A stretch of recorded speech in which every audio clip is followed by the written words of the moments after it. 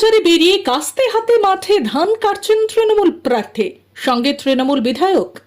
বেশ কিছুটা ধানের জমির ধানও কাটলেন তারা।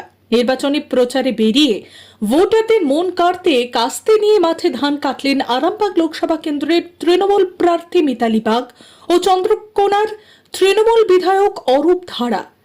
এদিন সকাল থেকেই চন্দ্রকোনা 1 নম্বর ব্লকের মনোহরপুর 2 নম্বর গ্রাম পঞ্চায়েতের বিভিন্ন গ্রামের তৃণমূল কর্মী সমর্থকদের নিয়ে প্রচার করতে দেখা যায় প্রার্থীকে।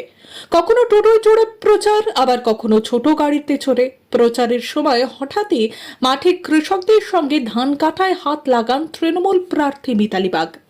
ভোটের মরশুমে প্রার্থীদের প্রচারে বরাবরই অভিনবত্ব দেখা যায়।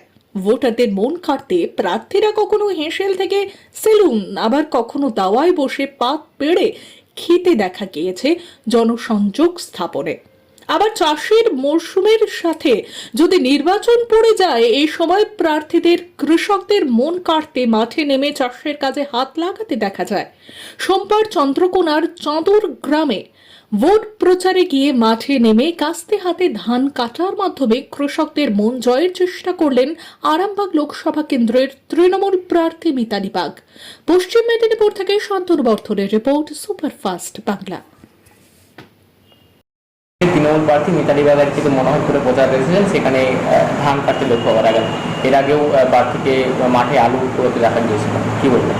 এরা কেউ এখন চুল কাটছে, কেউ ধান কাটছে, কেউ লাঙল করছে। এইসব চুল কেটে ধান কেটে লাঙল করে কিচ্ছু হবে না।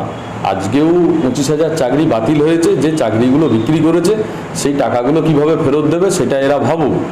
রাস্তায় তৃণমূল নামলেই মানুষ চোর বলছে।